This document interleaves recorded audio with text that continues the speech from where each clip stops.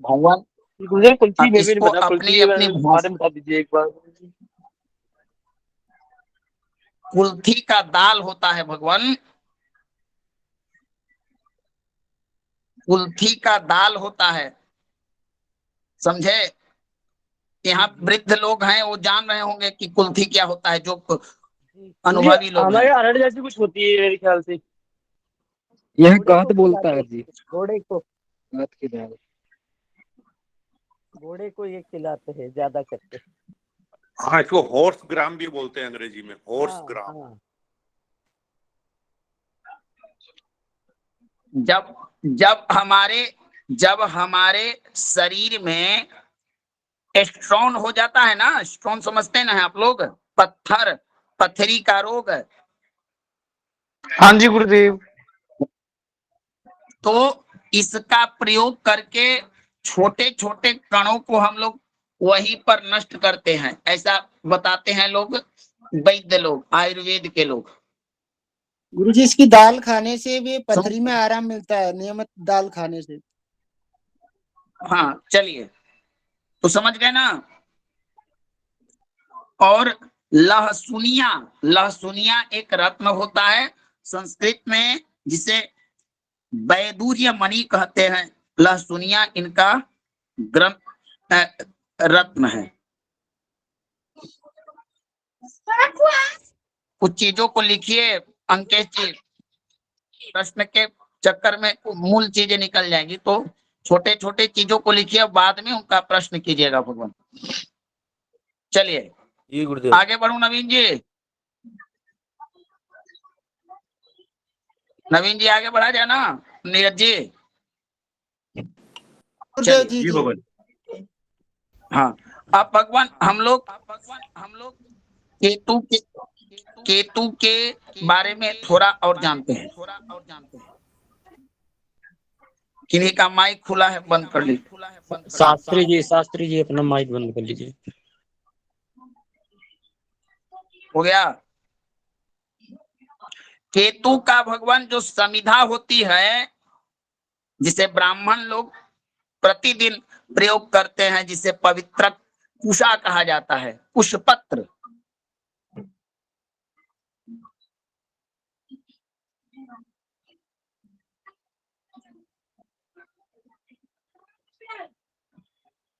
समझ गए ना। जी गुरुदेव। चलिए, अब इनकी कारकत्व, इनका किन किन वस्तुओं पर, किन किन धातुओं पर, किन किन द्रव्यों पर प्रभाव है, किस किस मनुष्य जातियों पर प्रभाव है, हम लोग एक जगह लिखेंगे। तो देखिए, प्रथम है कि अगर कोई व्यक्ति प्रवास में बाहर में सोया हुआ हो और ऐसा व्यक्ति पर केतु का ही प्रभाव होता है। दोबारा बोल दीजिए गुरुदेव। सोए हुए प्राणी, प्रवास माने अपने घर से बाहर कहीं जाकर सोया हुआ हो, ये सब चीजें कब काम आती है, जब आप प्रश्न कुंडली बनाइएगा और प्रश्न करते समय पूछेगा कि इस समय क्या स्थिति में है, तो केतु जब आएंगे तो आपको सटीकता से फल बताना होगा कि आपका वो व्यक्ति लगता है कहीं जाकर सोया हुआ है। ज्योतिष बड़ी सूक्ष्म और दिव्य दृष्टि वाला है, हर चीज जाना जा सकता है, सिर्फ अभ्यास और ज्ञान की, इष्ट की कृपा चाहिए। चलिए जी गुरुदेव। दूसरा भगवान होता है कि जुआ खेलने वाला व्यक्ति इन्हीं के प्रभाव क्षेत्र में आता है। जुआ जहां होता है, जुआ खेलने वाले सब केतु के क्षेत्र में आते हैं।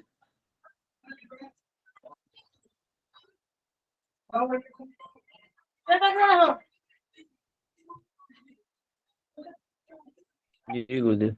अभी आपने पूछा था वर्ण के बारे में, तो वेंकटेश्वर नाम के ग्रंथाकार बताते हैं, वर्ण चिन्ह का अर्थ होता है चर्म रोग। समझ गए ना। जी जी जी गुरुदेव। छठा भाव को भी वर्ण भाव कहते हैं। जो लोग ज्योतिष पढ़े होंगे वो जानते होंगे। तो एक एक रोग है, भूख भूख सब भूख संबंधी बीमारी, भूख संबंधी समस्या भी केतु के द्वारा उत्पन्न होती है। शरीर में फोड़ा होना, फुंसी होना, ये सब इन्हीं के कारकत्व है।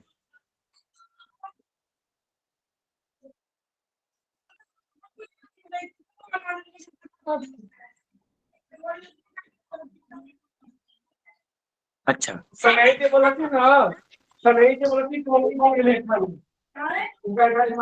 ठीक है ना भगवान।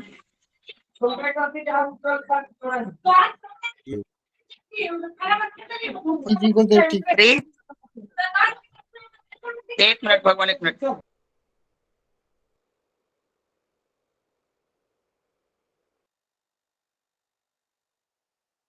भगवान, प्रेत प्रेत प्रेत बाधा की समस्या भी इन्हीं के द्वारा होती है।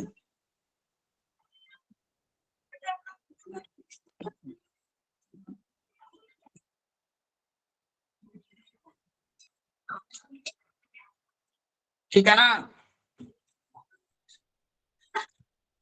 आगे बढ़ो भगवान। जी गुरुदेव। जी गुरुदेव। हाँ, प्रेत बाधा इन्हीं के द्वारा होती है भगवान। और है शरीर में मलिनता नामक रोग, स्नान न करना, अपने आप को मलिन जैसा बना के रखना, मैला कुचैला पहन धारण किया हुआ व्यक्ति भी इन्हीं के प्रभाव क्षेत्र में आता है।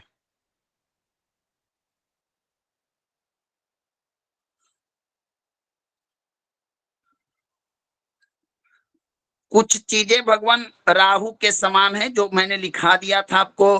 पत्नी पुत्र का दुख, ब्राह्मण क्षत्रियों से विरोध इत्यादि कार्य भी केतु के ही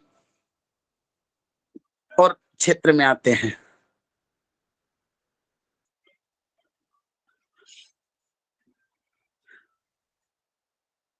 चलिए भगवान देख, ब्रह्मा विष्णु और गणेश, इन देवों की उपासना भी केतु के क्षेत्र में आती है। शंकर की भी उपासना इन्हीं के द्वारा आती है।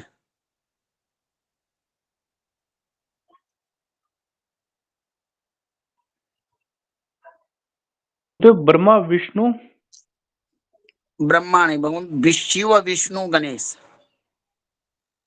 इसीलिए तो जिन जातकों पर केतु की बाधा होती है, केतु के कारण विवाह में समस्या उत्पन्न हो, तो उनको गणपति की विनायक शांति नामक पूजा कराया जाता है। गणेश की उपासना कराने से भी केतु जनित दोषों का परिहार होता है।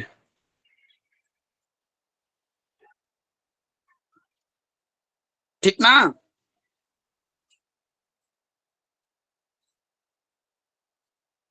चलिए आगे बढ़ो भगवान।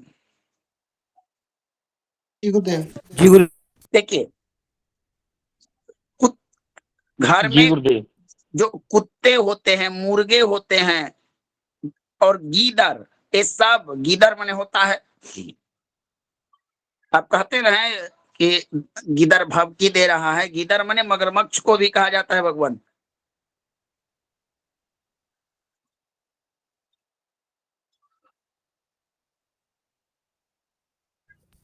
गुरुजी गीदड़ माने मगरमच्छ। क्या होता है गीदड़, बोलते ना है आप लोग की गीदड़ भभकी, क्या कहते हैं बताइए। गीदड़ तो होता है जो गुरुदेव जंगलों में रहता है, मतलब गीदड़ सियार। गुरुदेव सियार ना गीदड़ का जाति का है। चलिए उसी को लिखिए गीदड़। बड़ा बड़ा पक्षी रहता है वो, ऊंचा होता है। भेड़िए, लोमड़ी, लोमड़ी से मिलता जुलता हुआ। कुत्ते से मिलता जुलता रहता है गुरुजी। जी जी, वही वही वही गुरुदेव, लोमड़ी से मिलता जुलता। जी डरपोक है। चलिए ना भगवान, डरपोक है, लिखिए ना उतना। आप जाइएगा वहां पर खोजने हैं। गुरुजी आगे चलिए। हाँ भगवान, चलिए मूल चीज पर हम पहुंचना चाहते हैं जो आपको अपलोड। चलिए तो ये भगवान यहाँ तक हम लोगों ने जाना। फिर भगवान देखिए शरीर में जो इन होता है फोड़ा फुंसी वही गया आपका। और नौकर का विचार भी इन्हीं से किया जाता है भगवान। नौकर चाकर जो लोग होते हैं दास कर्म करते हैं, इन्हीं से विचार किया जाता है।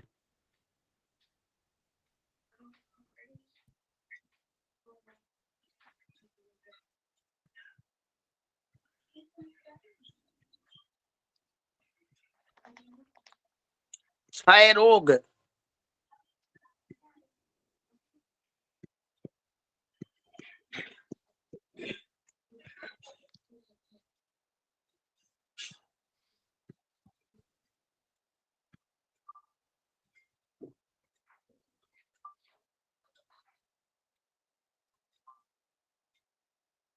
आगे बढ़ो। जी भगवान। चलिए हो गया क्षय रोग, हो गया भगवान। उसके बाद भगवान इनसे मोटे मोटे चीजों को और जान लेते हैं हम लोग थोड़ा थोड़ा। भगवान इनसे एक चीज और विचार होता है, ये इनकी दृष्टि विच्छेद करती है, अलगाव अलगाव करती है, ऐसा लिख लीजिए।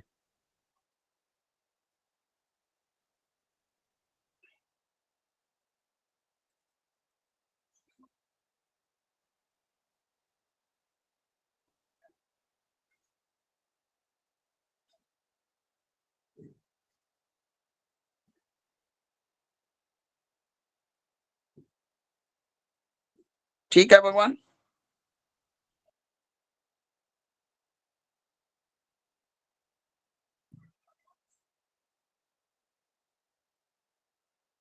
जी चलिए अब भगवान एक साथ लिखिए, आंख के कुछ रोग भी इन्हीं के क्षेत्र में आते हैं।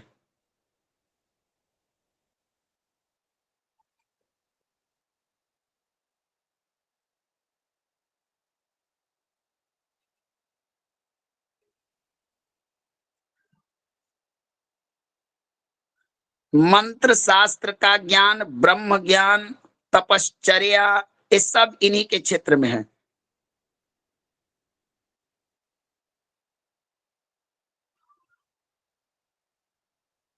जी गुरु मंत्र क्या? मंत्र शास्त्र का ज्ञान, वेदांत शास्त्र का ज्ञान, ब्रह्म ज्ञान, तपश्चर्या इत्यादि।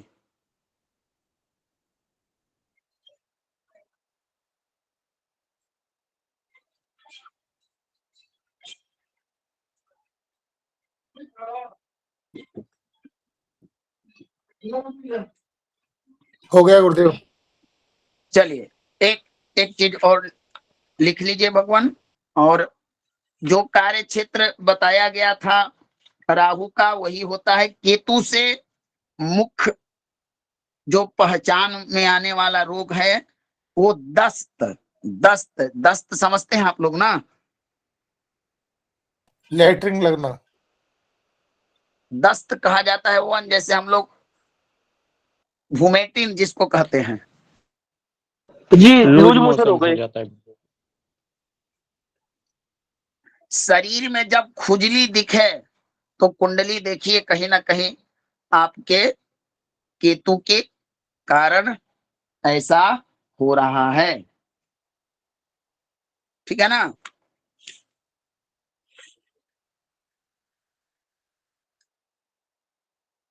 गुप्त रोग, जितने भी गुप्त रोग हैं वो सब इन्हीं के कारण होते हैं। घा घाव का सड़ जाना, जलना अग्नि से, इन्हीं के द्वारा होता है।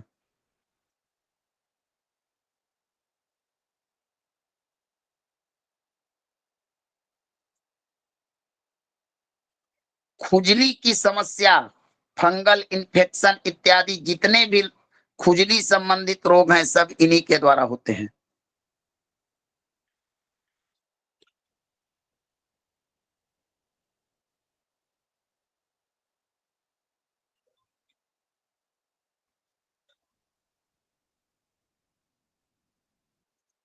चेचक,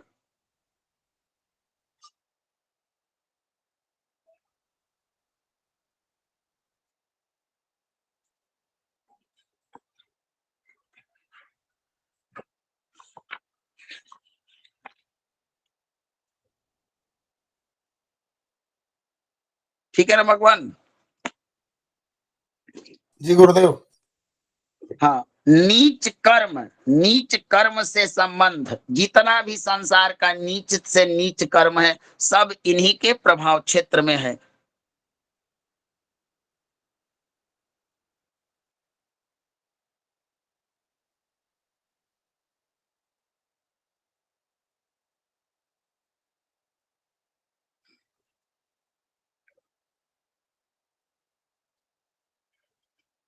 जी गुरुदेव। ठीक है भगवान, चलिए बस इतना ही भगवान हमें शास्त्रों में संक्षिप्त रूप में केतु और राहु समानतः एक ही जैसे फल देते हैं, तो इतना ही हमको जानना है इनके बारे में। और इस प्रकार केतु का भी प्रकरण हम लोग समाप्त किए। अब हम लोग प्राय हमारा आज ग्रहों का परिचय खंड खत्म हुआ। अब आज एक महत्वपूर्ण ग्रहों की जानकारी हम प्राप्त करेंगे। भगवान हमने ये जान लिया कि सूर्य राजा हैं, अग्नि तत्व के हैं, पितृकारक हैं, इत्यादि कारक हैं। एक महत्वपूर्ण विषय जो बेसिक के लिए आप लोग को आवश्यक है, इसको भी लिख लीजिए, उसके बाद आपको मैं बताता हूं बलों के बारे में। देखिए, किसी जातक का तातांबे रवि भार्गवो दिविनिशे प्रभाकर इंदु में, किसी भी जातक का अगर दिन में जन्म हो तो पितृकारक ग्रह के रूप में हम सूर्य को मानेंगे। लिख लीजिए, दिन में जन्म हो तो पितृकारक ग्रह सूर्य है। ऐसा नहीं है कि सदैव पिता संबंधी विचार हम सूर्य से ही करेंगे, ये भी देखना है, क्योंकि सूर्य दिन बली होते हैं। लिखिए इसको, हो गया। पुनः बोल दीजिएगा भगवान। दिन में जन्म हो तो पिता का कारक सूर्य, जी गुरु जी। और दिन में ही जन्म हो तो शुक्र होते हैं मातृकारक।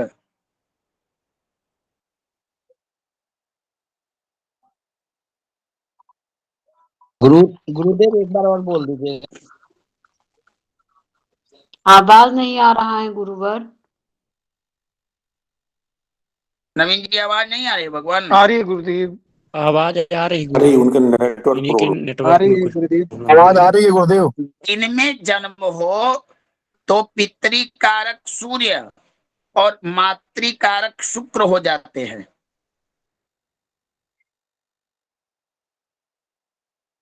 ये बहुत महत्वपूर्ण विषय है भगवान, इसको लिख लीजिए। गुरुवर दूसरा लाइन आप बता दीजिए, आवाज नहीं आया, कट गया। दिन में जन्म हो तो पितृकारक सूर्य और मातृकारक माता के कारक शुक्र होते हैं। जी गुरुदेव, हो गया। और शनि पितृव्य, पितृव्य संस्कृत में किन्हें कहते हैं? चाचा को, पिताजी के भाई को हम लोग पितृव्य कहते हैं। चाचा के कारक शनि होते हैं।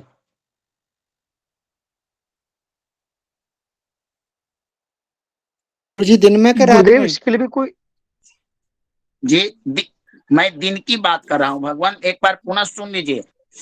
तातांबे रवि भार्गवो दिविनिशे प्रभाकरिंदु स्मृतौ तदव्यस्तेन पितृभ्य मातृ भग्नि संगौ तदा तदक्रमा। ज्योतिष के विद्वान मंत्रेश्वर जी कहते हैं कि अगर किसी जातक का जन्म दिन में हो तो पिता कारक सूर्य, माता कारक शुक्र, चाचा कारक शनि, समझ में आया। जी गुरुदेव जी। जी गुरुदेव। जी गुरुदेव। और मौसी के कारक, मौसी समझते ना है, मातृभग्नि, मातृभग्नि संगौ, मौसी समझ रहे हैं ना आप लोग कि समझाना पड़ेगा। जी जी जी गुरुदेव। जान रहे समझ हाँ रहे जी हैं जी पता है गुरुदेव। गुरुदेव। समझ रहे हैं गुरुदेव। म- उनके कारक हो जाते हैं चंद्रमा। अब यहाँ पर आप लोग को ये संशय होगा कि मैंने चंद्र प्रकरण में लिखाया था कि स्थिर कारक का जब विचार करेंगे तो चंद्रमा को फोकस करेंगे, चंद्रमा से करेंगे। एक तात्कालिक कारक है, हो सकता है कि जातक का जन्म रात्रि में हो तो ये परिस्थितियां बदल जाएगी, ठीक ना। इसे तात्कालिक कारक कहते हैं, स्थिर कारक नहीं है, समझ गए ना, समझ गए ना भगवान। जी जी गुरुदेव जी जी। गुरुदेव। अब इस चीज को विपरीत कर दीजिए, यानी रात्रि में देखिए, रात्रि में अगर जन्म हो जाए तो सूर्य ना पिता कारक बनकर शनि हो जाते हैं।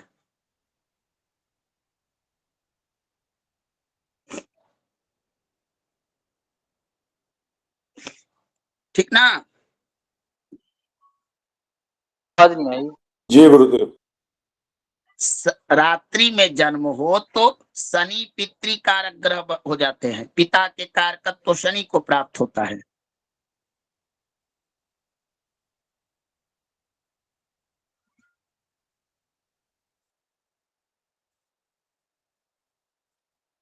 जी गुरुदेव जी।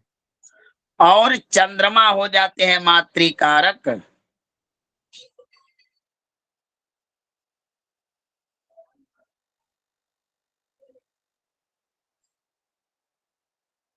ठीक ना। जी गुरुदेव। और शुक्र क्रमशः शुक्र हो जाते हैं, जो दिन की स्थिति बदल जाती है। सूर्य चाचा के कारक हो जाते हैं और शुक्र मौसी मौसी के कारक हो जाते हैं।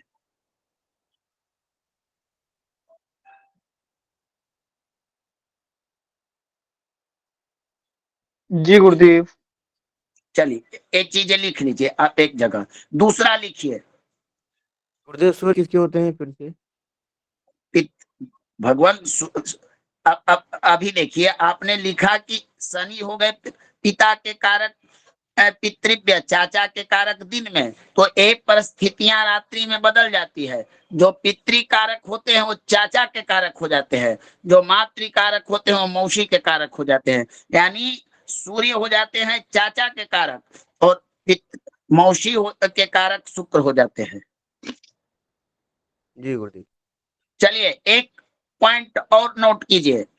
सूर्य बामाक्षिंदूर ऋणो अन्य दक्षी कथितो भौम कनिष्ठानुजो जीवो ज्येष्ठ सहोदर शशि सुतो दत्तात्मज संगीत। आगे बताते हैं कि सूर्य और चंद्रमा क्रम से नेत्र कारक होते हैं। दक्षिण नेत्र कारक, जब भी किसी को दाहिने नेत्र में समस्या उत्पन्न हो, जब दाहिना नेत्र का विचार करना हो तो हमारा विचार का जो फोकस होगा, हमारा सूर्य और चंद्रमा पर हम गौर करेंगे, विचार हम सूर्य चंद्रमा पर करेंगे, समझ गए ना।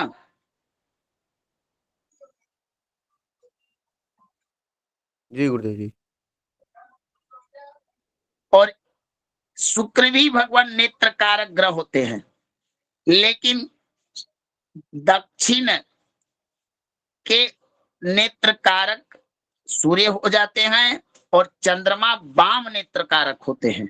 ये भी बताया है ज्योतिषियों ने कि दाहिने नेत्र का जब भी विचार करना हो तो हम सूर्य से करेंगे और बाएं नेत्र का विचार चंद्रमा से करेंगे। वामाक्षिंदूर स्पष्ट कहते हैं कि वामाक्षी इंदूर, इंदु माने चंद्रमा, ऋणो अन्य दक्षी, ठीक है ना। गुरुदेव बाल नेत्र का विचार थोड़ा बोल दीजिएगा। चंद्रमा से करेंगे भगवान।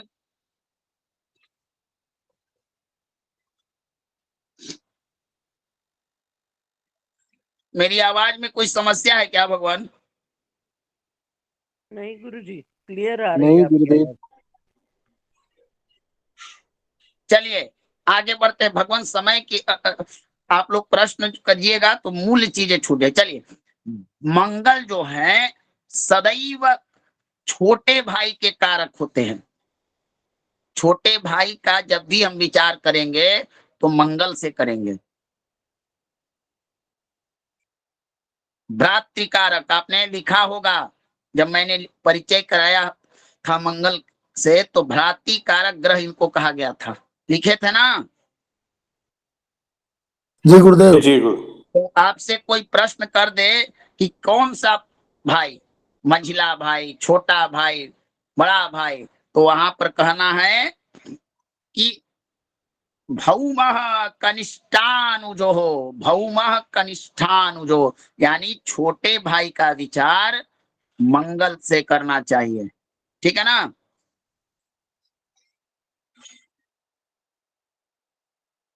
जी गुरुदेव। चलिए, अब बृहस्पति होते हैं भगवान जीवो ज्येष्ठ सहोदर, ज्येष्ठ भ्राता के कारक।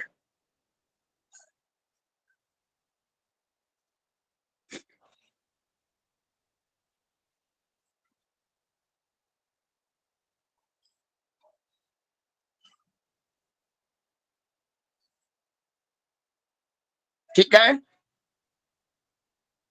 जी गुरुदेव। जी गुरुदेव। चलो, और दत्तक नाम का एक पुत्र होता है, दत्तक पुत्र, जानते होंगे आप लोग। गोद गोद लिया आए, हुआ। गोद लिए हुए। इसके कारक बुध होते हैं। दत्तात्मजः संगीतः, शशि सुतो दत्तात्मजः संगीतः।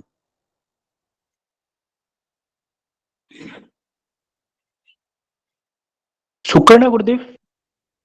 नहीं, बुध बुध।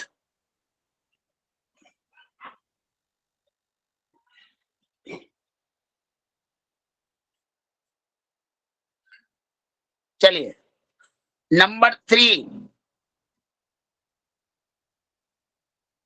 आगे बोलो भगवान। गुरुदेव। जी गुरुदेव। देखिए, इसको थोड़ा समझ कर लिखिए। ग्रह आपके शरीर के जिन अंगों के जिन अंगों पर जिन ग्रहों का प्रभाव क्षेत्र, उनकी किरण जो पड़ते हैं, उनका जो रश्मि, जो भी आप समझिए, जो किरण पड़ता है हमारे शरीर के जिस अंग पर, जिस ग्रह का प्रभाव पड़े, अगर वह ग्रह जन्म पत्रिका में दशा काल में चंद्र कुंडली, जो भी कुंडली विश्लेषण आप करिएगा, ग्रह अगर मजबूत होगा तो हमारा शरीर का वो अंग भी मजबूत होगा। अगर ग्रह कमजोर हुआ, पीड़ित हुआ, तो निश्चित ही उन शरीर के अंगों को प्रभावित करेगा जिस पर उनका अधिकार क्षेत्र है। समझ में आया? गुरु जी। नवीन जी समझे आप भगवान?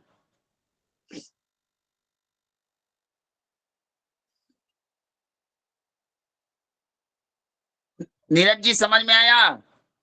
जी गुरुदेव जी। तात्पर्य एक बार और समझिए। जैसे मान लीजिए कि भगवान, मैंने कहा कि सूर्य और चंद्रमा दाहिने और बाएं नेत्र का कारक है, तो भगवान आप जब जन्मपत्रिका में सूर्य या चंद्रमा पीड़ित होगा तो जातक का निश्चित है कि बायां नेत्र में कोई समस्या हो या दाहिना नेत्र में कोई समस्या हो। इस तरह से हर ग्रहों की सबलता या निर्बलता से उन अंगों को प्रभावित करती है जिनके वे कारकत प्राप्त है। देव करता है, छोटे बच्चों का चश्मा लग जाता है तो वो यही स्थिति होती है जो चंद्रमा हाँ। सूर्य की।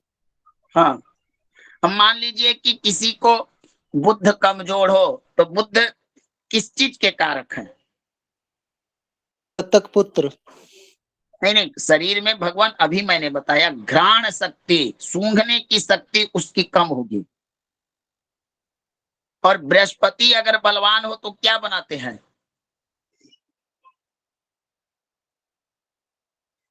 देखिए यही सब चीजें बेसिक गुरुजी प्रश्न शरीर आते हैं। अष्ट पुष्ट होता है नहीं बृहस्पति के भगवान, इसमें। नहीं भगवान, बृहस्पति बलवान होते हैं तो वाक क्या शक्ति, वाक शक्ति उनका वाक पर प्रभाव होता है, वाचा वाणी यानी वक्ता बनाते हैं। इन्हीं छोटे छोटे चीजों से ही आप बड़े बड़े फल कथन कर सकते हैं। अचंभित करने वाले छोटे छोटे सूत्र हैं ज्योतिष के, इन पर ही ध्यान देने की आवश्यकता है। चलिए, इस तरह से आपका एक ग्रह परिचय खंड खत्म हुआ। अब एक महत्वपूर्ण विषय आप लोग को समझाना चाहता हूं। नवीन जी कक्षा में है भगवान? नवीन मिश्रा जी, नवीन जी है भगवान? नहीं है कि गुरुदेव, नहीं? नहीं है गुरुदेव, नहीं है। गुरुदेव ये बुद्ध कमजोर क्या बताया था? घ्राण शक्ति। एक मिनट भगवान, नवीन जी को कोई फोन लगाइए भगवान। एक मिनट भगवान।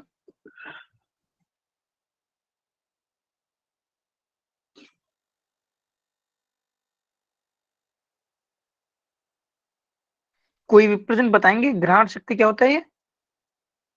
सूंघने की शक्ति, सूंघने नाक की, से सूंघने की। सूंघने की शक्ति।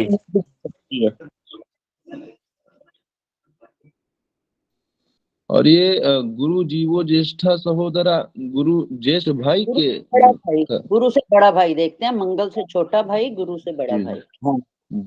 चलिए भगवान, अब एक महत्वपूर्ण चीज, आप माइक, अब हमने व्यक्ति ग्रहों का परिचय प्राप्त कर लिया, कारकत्व जान लिया, उच्च नीच जान लिए, दृष्टि जान लिए, कार्य क्षेत्र जान लिए, रोग जान लिए, हर विषय वस्तु को हमने ग्रह परिचय खंड में प्राप्त किया।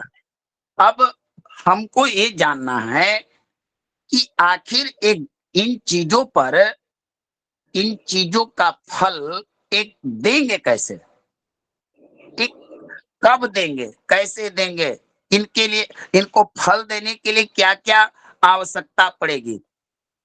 तो इसके लिए ज्योतिष ऋषि मुनि और ज्योतिषियों ने 6 प्रकार के इनको पावर देने वाले, ऊर्जा देने वाले, शक्ति प्रदान करने वाले बल की व्यवस्था की है, जिन्हें हम षड बल कहते हैं। इसको लिखिए, षड बल चक्र। नवीन जी, नवीन जी, जी भगवान, जी भगवान।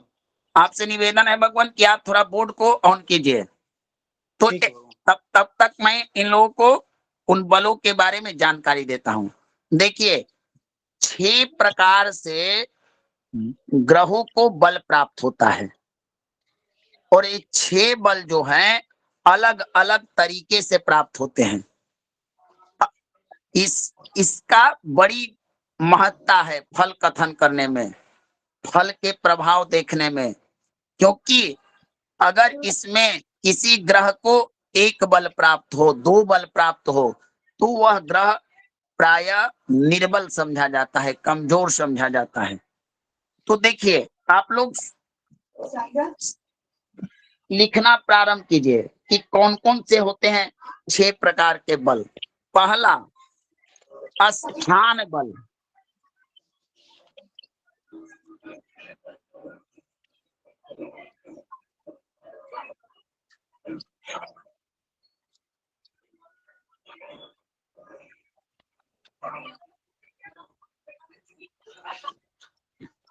दूसरा, दिग्बल। दिग माने दिशा।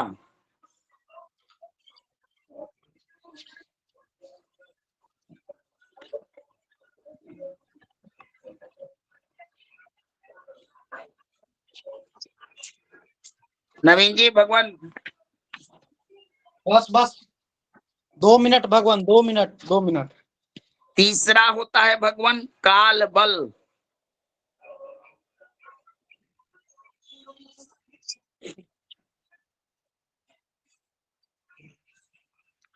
चौथा आपको होता है भगवान नैसर्गिक बल।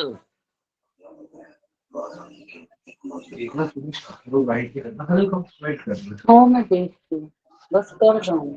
अच्छा रोहित, मैं मक्खन क्यों बनाया ते पनीर बनाया, पनीर दी भुर्जी बनावा नाल चौल कर। नीलम महोदया जी थोड़ा सा माइक अपना। हाँ, पांचवा बल का नाम है भगवान चेष्टा बल। ते पनीर दी भुर्जी नाल खा लेंदा हैं। फिर पर मैनू है ना कि दूध वाली चीज होगी तो फिर फिश खाली पापा खा लेंगे, फिर तू नहीं खाएंगा हैं, तो खाली पनीर की भुर्जी खा लेंगे। भगवान शायद वो सुन नहीं रही हैं, तो जो होस्ट हैं तो उनका माइक बंद कर दें। चलिए, पांचवा बल चेष्टा बल, और छठा नामक बल जो होता है भगवान दृग बल। दृग माने दृष्टि नाम बल। समझते हैं कि होते क्या हैं, इनको कैसे देखना चाहिए। चलिए नवीन जी, आप इस षडबल चक्र को समझाइए। जी भगवान।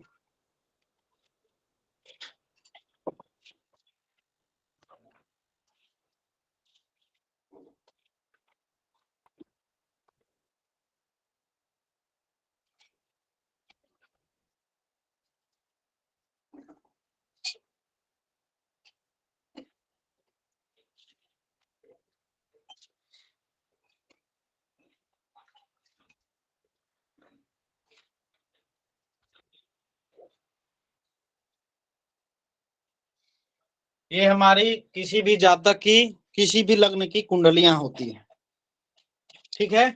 अब इस कुंडली के अंतर्गत जो सबसे पहला जो बल है, जिसको हम दिग्बल कहते हैं, यानी कि दिशा का बल, ठीक है। नहीं, भगवान भगवान भगवान क्षमा जी प्रथम बल का नाम भगवान स्थान बल है। जी जी, स्थान बल। तो सूर्य यदि मित्र ग्रह की राशि में है, ठीक है, सूर्य यदि मित्र ग्रह की राशि में है, मूल त्रिकोण में है, या फिर अपने उच्च स्थान में, तो सूर्य उच्च के कब कब होते हैं बताइए मुकेश जी। मेष में उच्च होते, मेष में उच्च के होते हैं। मेष में उच्च के होते हैं, तो मान के चलिए कि यहाँ पर मेष राशि हो गई, ठीक है, ठीक है, में उच्च के सूर्य हो गए, ठीक है। अगर मेष राशि में कितने अंश तक, 0 से लेकर 10 अंश तक, जी गुरुदेव। बोलिए। हाँ जी गुरुदेव, 10 अंश तक होते हैं। मान के चलिए कि 10 अंश पे सूर्य है, सूर्य का अंश है 10। तो मेष राशि में जहां भी किसी भी कुंडली में यदि होते हैं तो वह जो है उच्च के होते हैं। मूल त्रिकोण राशियां कौन सी हैं बताइए। सिंह है, सिंह 0 से 20 सूर्य मान का। के चलिए कि यहाँ पर सूर्य है, यहाँ पर राशि है सिंह, ठीक है, सूर्य है, राशि है सिंह। मान के चलिए कि 18 अंश के सूर्य यहाँ पर विराजमान है, तो ये उच्च के सूर्य माने जाएंगे, ठीक है। दिख रहा है ना बोर्ड आप लोगों को? जी गुरुदेव दिख रहा है। अब अगला जो है सो क्या है, अष्टक वर्ग। तो अष्टक वर्ग के बारे में बाद में बताया जाएगा। सूर्य के मित्र राशियों को देख लेते हैं, कौन कौन सी मित्र सूर्य की, कौन कौन से जो है सो शुभ ग्रह हैं, ठीक है। बुध इनके क्या माने जाएंगे, शुभ ग्रहों की श्रेणी में माने जाएंगे, समग्र की श्रेणी में। हाँ जी। अगर बुध यहाँ पर बैठ जाए, अगर गुरु यहाँ पर हो जाए, ठीक है, तो नवीन जी जी भगवान आप दिग्बल चक्र बनाइए, भगवान दिग्बल चक्र, वो स्थान बल पर दूसरा नंबर का। तब तक मैं इन लोग को इसकी परिभाषा फटाफट दिखा देता हूँ। दिग्बल बनाइए, दिग्बल ही बनाइए फटाफट। चलिए देखिए सूत्र क्या है इसका समझ लीजिए। जो नवीन जी बता रहे हैं उसी चीज को मैं संक्षेप में बता रहा हूं, क्योंकि समय का अभाव है। एक बल पढ़ लेते हैं। सूर्य आदि कोई भी ग्रह, सूत्र इसका यही है,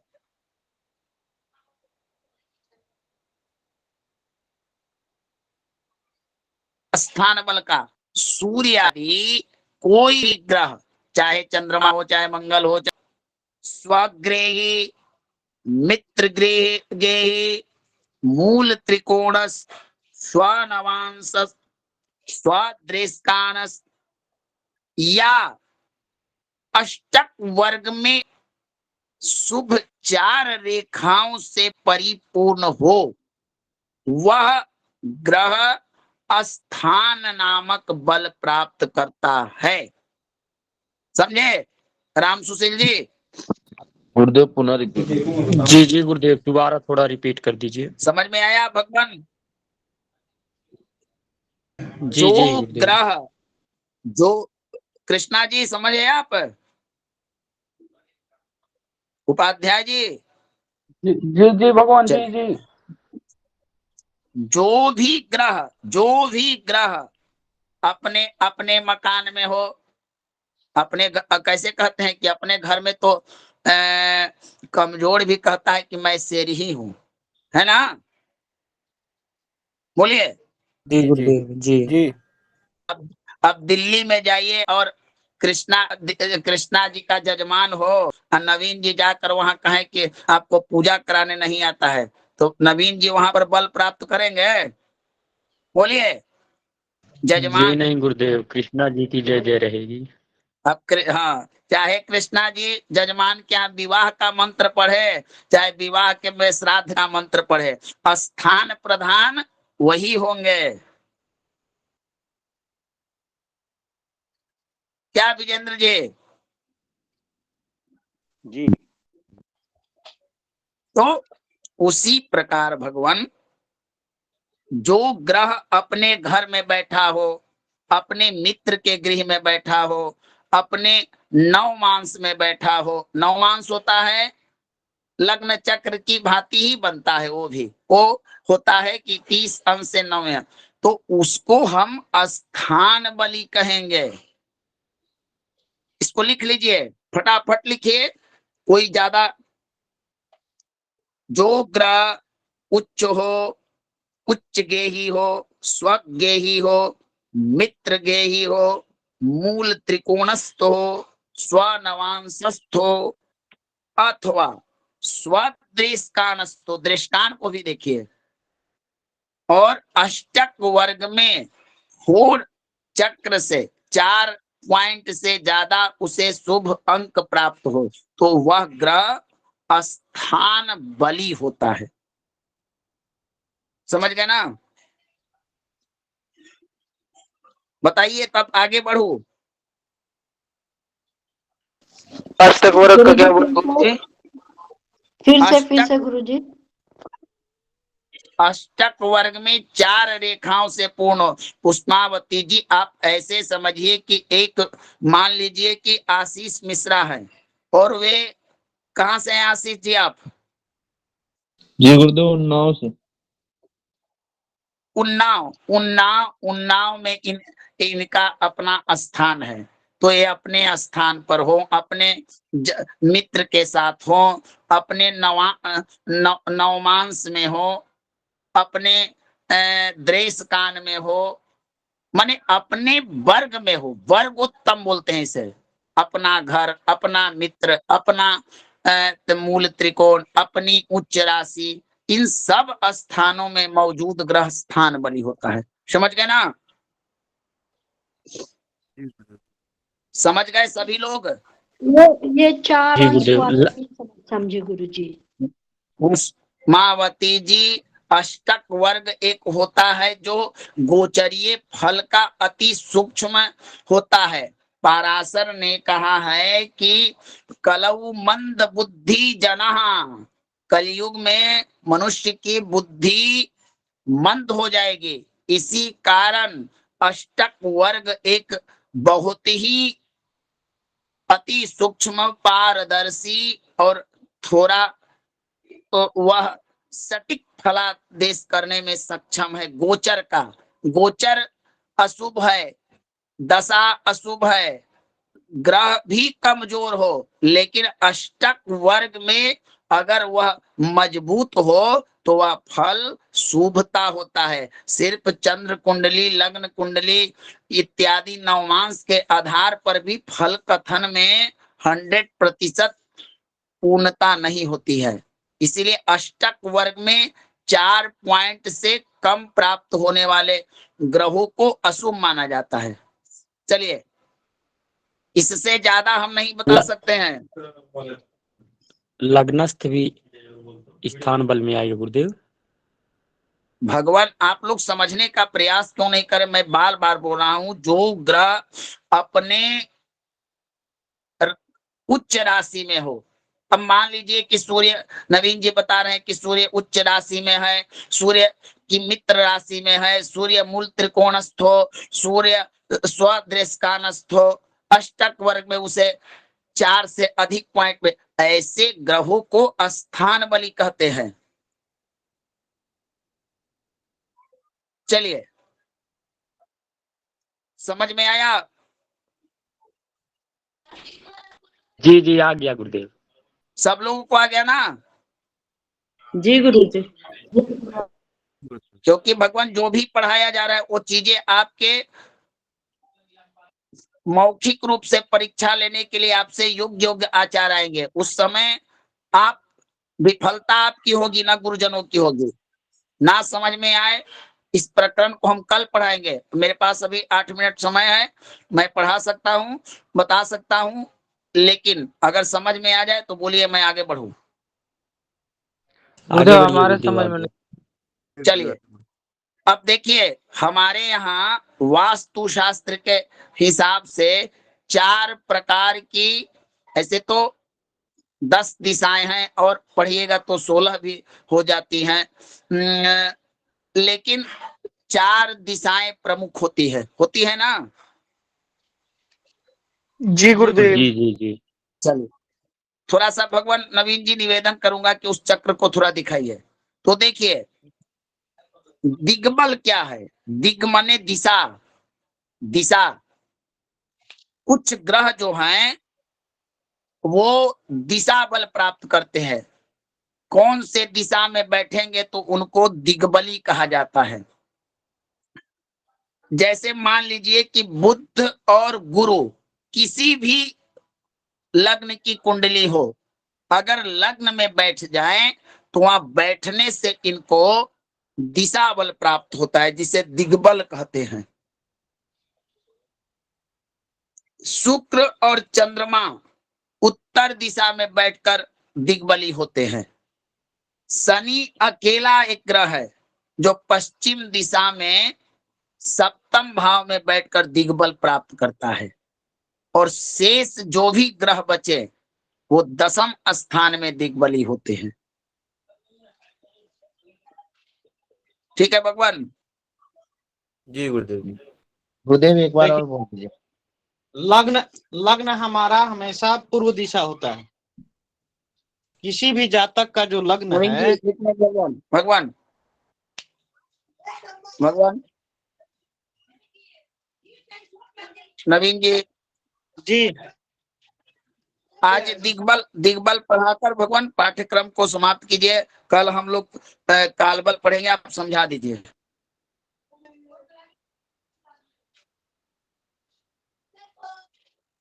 जी, लग्न किसी भी जातक का जो लग्न होता है वही पूर्व दिशा होती है। ठीक है, लग्न से सप्तम यानी कि ठीक पीछे या ठीक आगे कहिए, पूर्व से ठीक जो है सो पीछे की दिशा पश्चिम दिशा होती है। यानी कि सप्तम भाव हमारा पश्चिम दिशा का प्रतिनिधित्व करता है।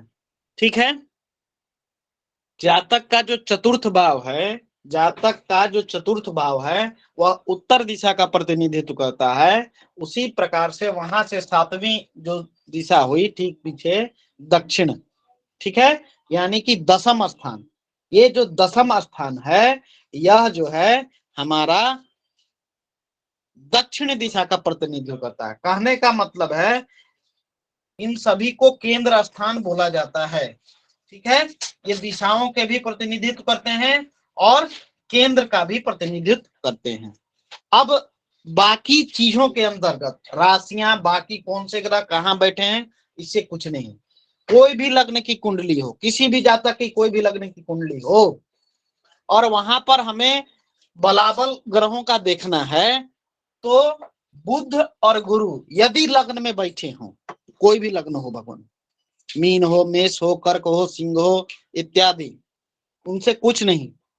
सिर्फ और सिर्फ हमको यह देखना है कि प्रथम भाव यानी कि लग्न भाव में अगर बुध और गुरु बैठे हों तो इनको दिग्बल प्राप्त होगा।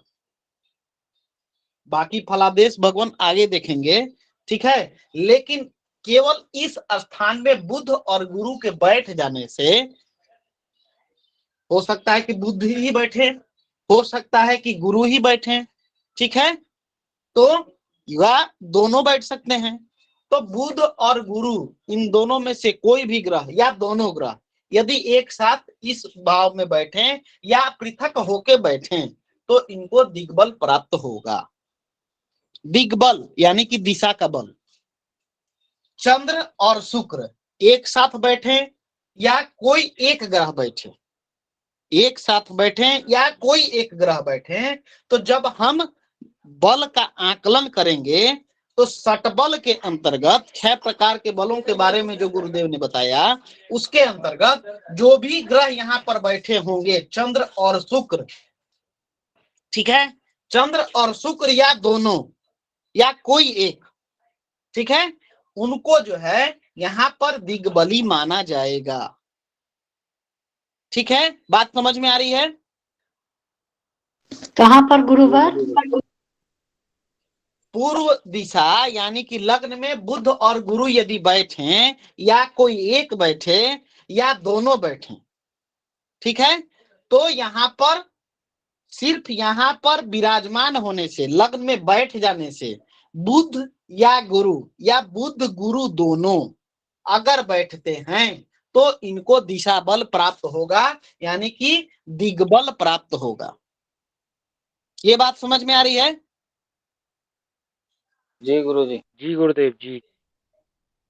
चंद्र और शुक्र अगर चतुर्थ भाव में बैठ जाएं, या तो दोनों या कोई एक, ठीक है, वह चंद्र भी हो सकते हैं, शुक्र भी हो सकते हैं, या दोनों हो सकते हैं कि बैठ जाए यहाँ पर, तो इनको यहाँ पर इस स्थान में बैठने के कारण, यानी कि चतुर्थ भाव में बैठने के कारण इनको दिग्बल प्राप्त होगा। ठीक है, सप्तम स्थान में शनि यदि बैठ जाए, सप्तम स्थान में शनि बैठ जाए तो इसको दिग्बल प्राप्त होगा।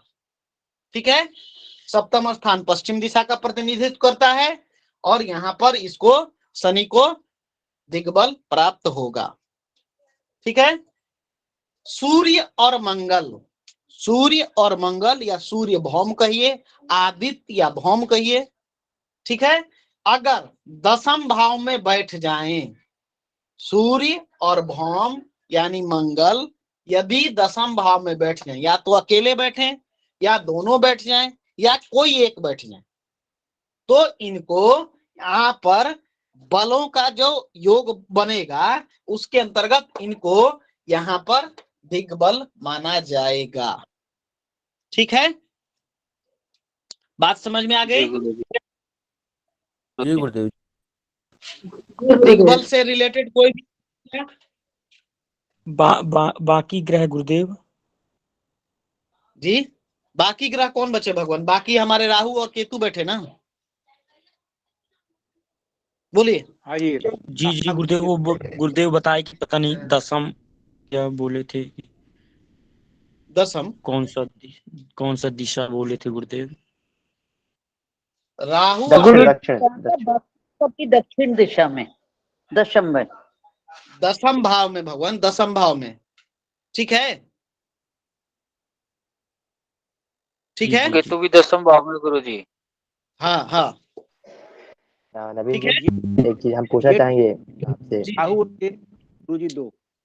बोलिए भगवान, लग्न बोलिए। में आपने जैसे बताया ना कि बुध और गुरु, तो हाँ। बुध और गुरु ही पूर्व दिशा की शुरुआत करते हैं, या आप सूर्य या किसी और भी ग्रह से भी अपन मान सकते हैं इस चीज को?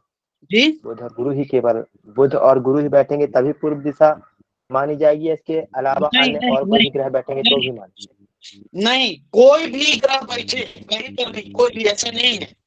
इनको सिर्फ दिग्बल यहाँ पर ही प्राप्त होगा। अगर हम बलों का बात करें तो बुध और गुरु के लग्न भाव में बैठने पर ही दिग्बल प्राप्त होगा, इतना जान लीजिए। बिल्कुल गुरु जी, ठीक है, ठीक है। ये प्रश्न था, जैसे बुध या गुरु में गुरु बैठा तब भी बुध को प्राप्त हो जाएगा दिग्बल की, बस गुरु बस को प्राप्त होगा?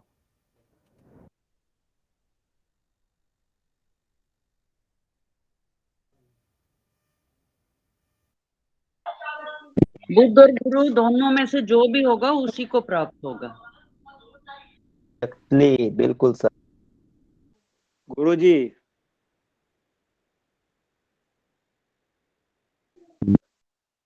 अगर ये अपने स्थान पर बैठते हैं तो इनको दिग्बल प्राप्त होगा। ठीक है, बोलिए। राहु और केतु का बताइए गुरु जी, कौन से भाव में दिग्बल प्राप्त होगा? दशम भाव में। अच्छा, सूर्य, ठीक, दशम भाव में। छाया ग्रह हैं, मुख्य रूप से इतना जान लीजिए, राहु और केतु छाया ग्रह हैं। ठीक है, इनका या जिस ग्रहों के साथ बैठते हैं उनका जो है सो रूप धारण कर लेते हैं। जी,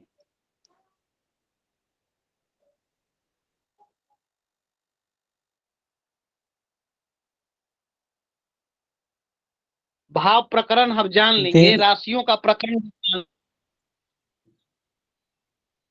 जो है सो आप लोगों के सामने पर। ठीक है, अभी सिर्फ राहु और केतु को छोड़ के बाकी जो हमारे 7 मुख्य जो ग्रह हैं, ठीक है, उनको जो है सो यहाँ पर दिग्बल इन्हीं के अनुसार माना जाता है। ठीक है जी गौरी जी, जी जी गुरुदेव, यद्यपि जब ये अंशमय अथवा अस्त हो जाए तो उनको भी मिलेगा क्या दिग्बल? जी जी जी, अंश के आधार पर तो भगवान वो बात की चीजें हैं। अंश जो है, अंश के बारे में छोड़ दीजिए, देखने मात्र से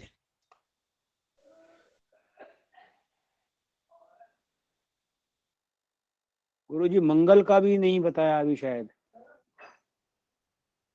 बताया है भगवान, होते नहीं है दक्षिण दिशा में। मंगल ही तो है। सूर्य और मंगल, सूर्य और मंगल अगर दसम भाव में बैठ जाएं तो इनको दिग्बली यहाँ पर माना जाएगा। जी गुरु जी, ठीक है।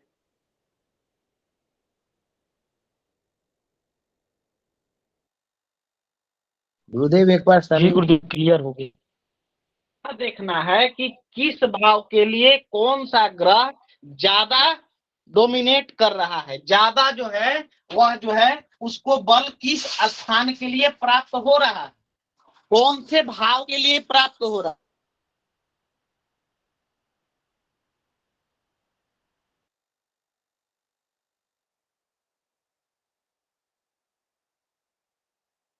तो हम फलादेश नहीं करते।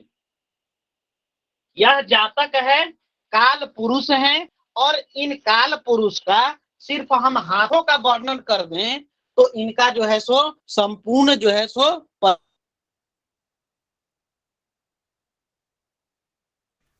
गुरुदेव आपका आवाज नहीं आ रही, कट रही है, बहुत कट रही है आवाज। ठीक है, भगवान आवाज आवाज कट जा रही है। हम सिर्फ जान लें कि नहीं हम पुत्र भाव के जो है सो जान लें तो हम सारा कुछ जान लिए, ऐसा नहीं होता भगवान। पुत्र भाव से जो चीजें जाननी होती हैं उसके लिए इन सभी चीजों को जानना आवश्यक है। कोई शुभ ग्रह की दृष्टि तो नहीं है, कोई क्रूर ग्रह की दृष्टि तो नहीं है, वह राशि अपने राशि में तो बैठा हुआ है, स्व राशि में है, शत्रु राशि में है, क्रूर है, इसको कितना बल प्राप्त हो रहा है। जो गुरुदेव ने अष्टक वर्ग के बारे में बातें की उन सभी चीजों को एक एक पॉइंट को यहाँ पर जब हम अष्टक वर्ग शोधन करना बताएंगे तो उस समय बताएंगे। अभी अष्टक वर्ग को छोड़ दीजिए, बाकी सिर्फ अभी इतना जानिए बुध और गुरु को लग्न में बैठने से दिग्बल प्राप्त होंगे। चंद्रमा शुक्र चतुर्थ भाव में बैठेंगे, इनको दिग्बल प्राप्त होगा। शनि सप्तम भाव में बैठेंगे, इनको दिग्बल प्राप्त है। सूर्य और मंगल दसम भाव में बैठे, इनको दिग्बल प्राप्त है। बस अभी इतना ही जानिए। और जब हम कुंडलियों का जब विश्लेषण करेंगे तो इन चीजों को वहां पर आप ध्यान में रखिएगा कि हाँ गुरुदेव, हम अगर कोई फलादेश कर रहे हैं, किसी का कोई नजरिया होगा, कोई किसी फॉर्मूला को देख रहा होगा कि हम एक दिग्बल को देखते हैं, हम जो है सो षडबल के अंतर्गत हम जो है सो स्थान बल के बारे में चर्चा करते हैं, हम काल बल के बारे में चर्चा करते हैं, हम दृष्टि बल के बारे में जो है सो देखते हैं। तो सभी चीजों का आकलन करके और तब जब एक आप फलादेश करेंगे तो भगवान वह सूक्ष्मता जितनी आएगी सटीकता उतनी बढ़ जाएगी। ठीक है भगवान, बात समझ में आ रही है? जी गुरु जी। तो बस जी गुरुदेव समझ बाकी बलों के बारे में बात चर्चा होगी। जी बताएं। जैसे पहले आप बताए थे स्थान बल, तो उस समय हम लोग का मोबाइल स्क्रीन नहीं हो पाता। 2 मिनट इसी फ्रेम में बता दीजिए तो समझ में आ जाएगा। स्थान बल थोड़ा दिक्कत हो रहा था समझने में। इसका मतलब है भगवान सूर्य, देखिए यहाँ पर मैं सूर्य को ही लेके चल रहा हूँ, ठीक है ना। सूर्य अगर सिंह राशि में यहाँ पर भी विराजमान है या यहाँ पर सिंह राशि है पंचम, ठीक है, और सूर्य यहाँ पर विराजमान है, ठीक है, तो इनको यहाँ पर स्थान बल प्राप्त हो गया। क्यों? क्योंकि यह जो है सो अपनी राशि में यहाँ पर विराजमान है।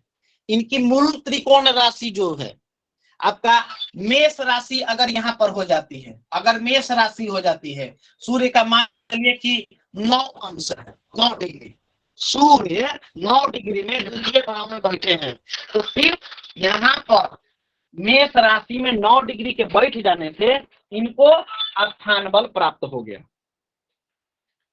ठीक है जी गुरुदेव जी। जी जी श्रीकांत जी, और किन्हीं को?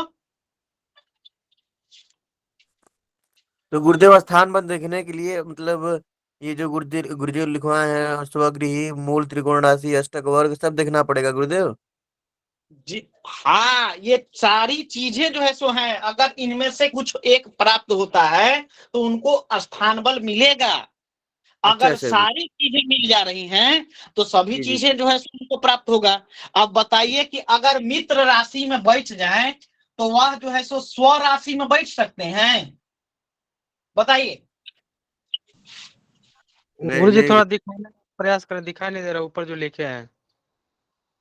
मैं बोल रहा हूं कि अगर सूर्य जो है, सूर्य अगर मित्र राशि में बैठे हैं, मित्र राशि में बैठे हैं तो वह जो है सो अपनी राशि में बैठ सकते हैं? बताइए। नहीं गुरुजी, नहीं गुरुजी, नहीं बैठ सकते। गुरुदेव एक ही जगह बैठेंगे। गुरुदेव नहीं कहीं एक ही जगह न बैठेंगे भगवान। या तो कहा गया है कि उनको स्थान बल कब प्राप्त होगा? जब स्व राशि में बैठे हों, उच्च राशि में बैठे हों, मूल त्रिकोण में हो, मित्र राशि में हो, अष्टक वर्ग में उनको जितना बल प्राप्त हो, ठीक है, तभी ना मिलेगा भगवान। तो सारी चीजें कैसे मिल सकती हैं बताइए? आपने सूर्य के बारे में परिचर्चा जब की गई थी तो उसमें आपने देखा था कि स्व राशि में किस किस राशियों को कहा गया है। मीन राशि में स्व राशि है क्या? बताइए। नहीं गुरु जी। नहीं गुरुदेव नहीं।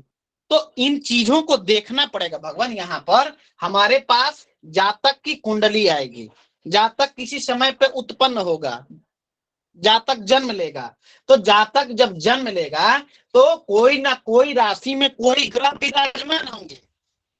उन चीजों को देखने के लिए हमको जो है इन सारे फार्मूलों की वहां पर आवश्यकता पड़ेगी कि हम देखें कि सूर्य अगर मकर राशि में है तो क्या यह स्वगृही है?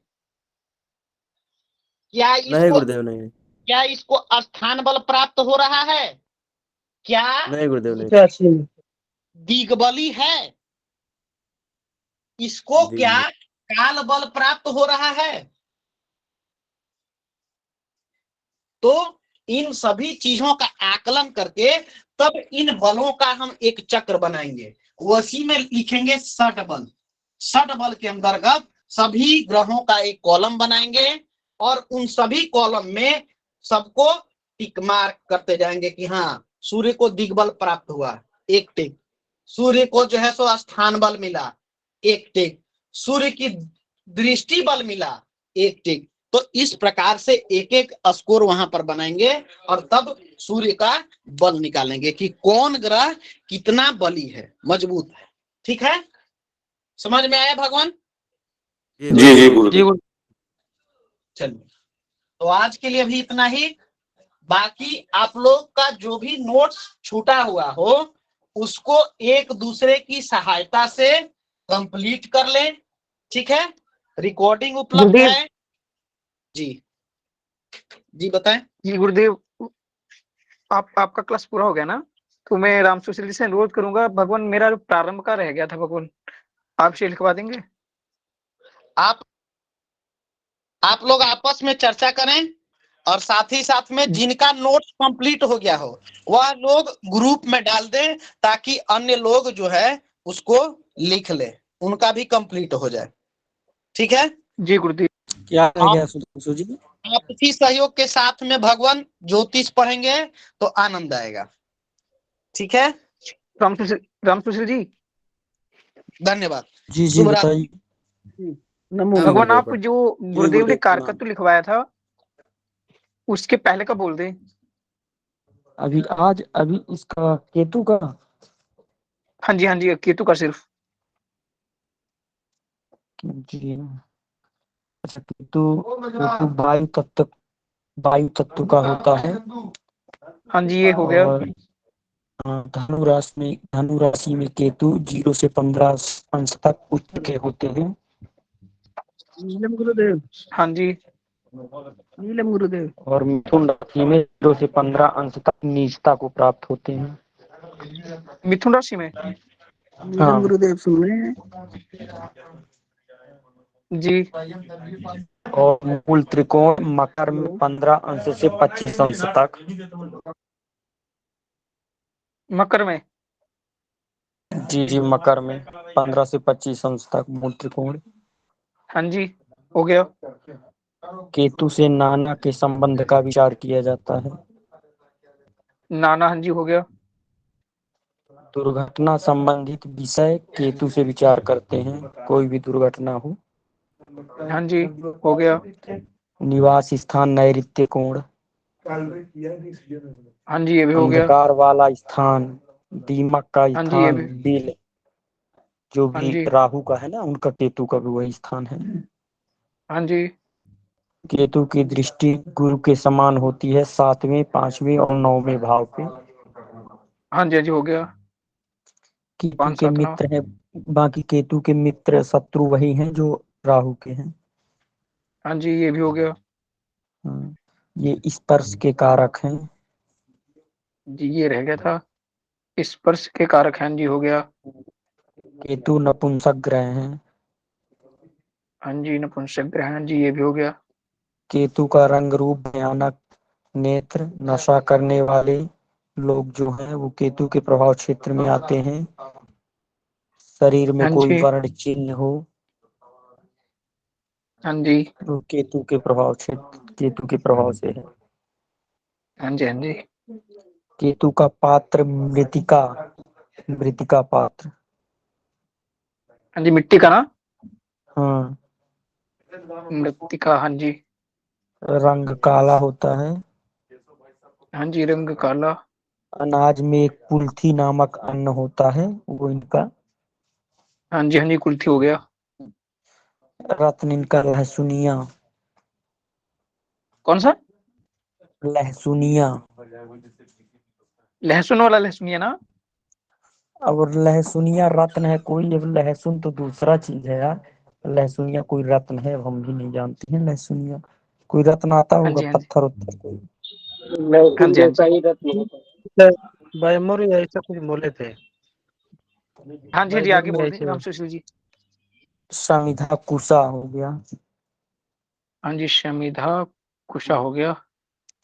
इनका प्रभाव क्षेत्र है, जैसे घर से बाहर कोई प्राणी सोता है, कोई हाँ, व्यक्ति बस ये घर से। कारकत्व तो मेरा लिखा हुआ है। जी जी, फिट हो गया, ठीक। हाँ जी, धन्यवाद राम सुशील जी आपका। जी भगवान तो नमो राम नमः सुशील सभी जी को। आपने देखिए सुविधाओं का मिंटू कर जी का रखा है, तो परिचय कृपा नहीं हुआ करके है। हमारे पर्सनल नंबर भेज देंगे। मिंटू जी का परिचय नहीं हुआ है, मिंटू जी का परिचय लिया जाए। राम सुशील जी, जी हेलो, भगवान। और अपना नंबर दीजिएगा थोड़ा। नंबर मिल लीजिए भगवान, 7599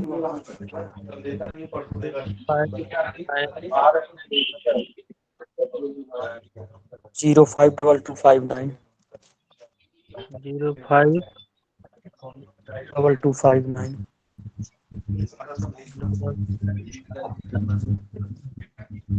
भगवान लेकिन मेरे पास अभी नोट्स तैयार नहीं है, नोट्स के लिए ना बोले, क्योंकि हमें अभी फेयर नहीं करने का टाइम नहीं मिल पा रहा। मुकाबले अभी रफ में ही कर रहे हैं, तो वो चीज़ आपको मैं भेजूंगा भी, तो वो चीज़ समझ में नहीं आएगा, क्योंकि जल्दी जल्दी में मैं लिखता हूँ, तो मैं खुद लिखे और खुद बाँचे वाला होगा हाल। तो खुद लिखता हूँ और खुद ही बाँचता हूँ, तो वो चीज़ आपको नहीं समझ नहीं, में आएगी। जी। नोट्स नहीं मांगेंगे, नोट्स तो हम तैयार कर रहे हैं जैसे हाँ तो खुद को इसीलिए भी नोट तैयार करते हैं, कहीं गलती ना हो, कुछ छूटे ना। जी जी, इसलिए अभी मैं शेयर नहीं कर पा रहा हूँ। बाकी धन्यवाद।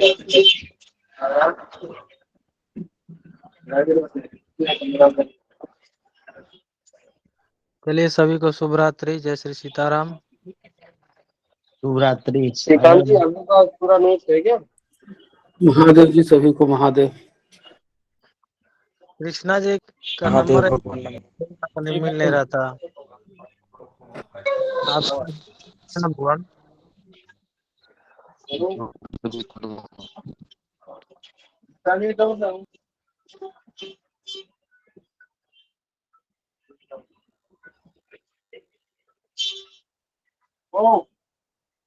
हेलो श्रीकांत जी, आपके पास पूरा नोट्स है क्या यार?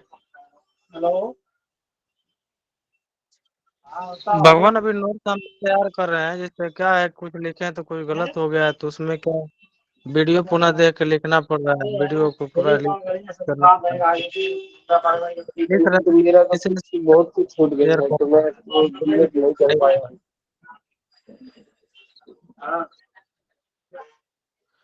कृष्णा जी के पास आवाज जा रहा है क्या भगवान?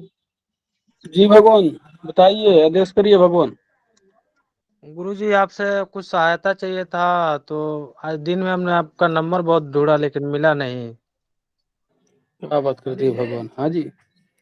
जैसे स्थानीय सूर्योदय निकालना, इष्टकाल भयाद भवोग, थोड़ा वो आपका वीडियो आया था कुछ में यूट्यूब में, तो मैं देखा था, तो मैं बोला किसी दिन संपर्क करेंगे, तो आप लिख खुद। दीजिए। कोई नहीं भगवान, वो सारा नोट बना रखे हैं हम, और आपको ऐसे बता भी देंगे, ऐसी बात नहीं है। जी भगवान, ठीक, धन्यवाद। जैसे मैंने पत्रिका तो ऐसे साधारण बना लेते हैं, लेकिन इष्टकाल भयाद भवोग जी ये जी सब जी थोड़ा जी दिक्कत। जी। क्या कर रहा है ये? वो मिल जाएगा भगवान, आपको दे देंगे, उपलब्ध करा देंगे। खाना नहीं खाया है? धन्यवाद। जी, कैसे हैं भगवान? अभी तो ठीक है भगवान। आज कुछ बोल नहीं रहे हैं ना। आजा आजा आजा आजा आजा आजा आजा आजा देखो